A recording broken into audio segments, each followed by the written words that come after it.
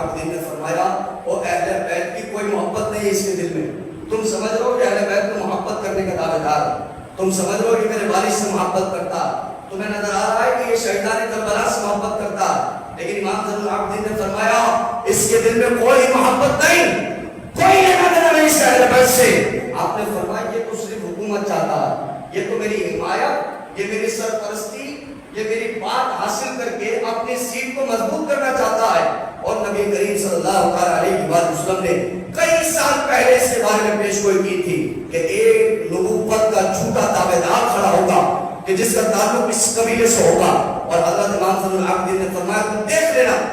آگے جا کے دیکھ لینا کہ آج جو ہے بیت کی محبت کا نام لے کر سارے یزیدیوں کو مار رہا ہے, اس کی آگے کیفیت کیا ہوگی. جتنے لوگ وہاں پر امام زین العابدین کی یہ بات سن رہے تھے, جب مختار ثقفی نے, آپ حیرت میں پڑھیں گے, جس نے امام حسین کے قاتلوں کو چن چن کے مارا, امام حسین کے قاتلوں کو جسم کے 2 ٹکڑے کیے, امام حسین کے قاتلوں کی گردنوں کو اس کے جسموں سے اتارا, کتنا نیک کام کیا, لیکن آگے جا کے بدبختی کیا ہے, مختار ثقفی لوگوں میں کھڑا ہوا اور کہنے لگا میں اللہ کا نبی بنتا ہے, معاذ اللہ ثم معاذ اللہ, نبوت کا دعویٰ کرنے لگا اور کہنے لگا میں اللہ کا نبی بنتا ہے. امام زین العابدین کی فراست تھی, آپ جانتے تھے, آپ کی دور اندیشی تھی, آپ کو معلوم تھا کہ آگے جا کے یہ کیا کرنے والا ہے, اس لیے امام زین العابدین نے فرمایا اور کوئی اہل بیت سے محبت کرنے والا نہیں ہے, یہ تو اپنی سیٹ پکی کرتا ہے, یہ تو حکومت میں قدم دبانا چاہتا ہے. اور پھر لوگوں نے دیکھا کہ اس نے آگے جا کے کہا کہ میں اللہ کا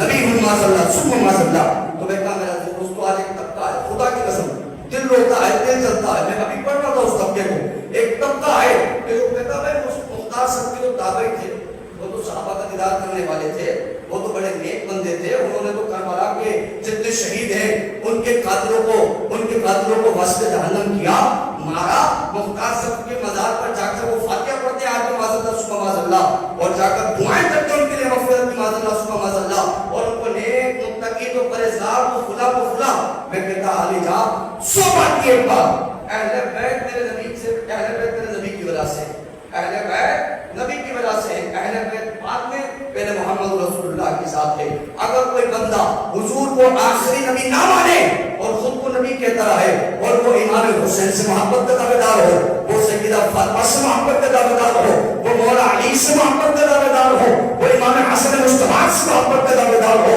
واللہ باللہ اسلام کا, مسلمانوں کا اس سے کوئی لینا دینا نہیں. کیوں؟ کیونکہ ہمارا ایمان اور عقیدہ یہ ہے علی جان اہل بیت اسی کے دل میں ہوتے ہیں جس کا ایمان اور عقیدہ یہ ہو کہ میرے آقا کو اللہ نے آخری نبی اور امام الانبیاء بنا کر بھیجا ہے,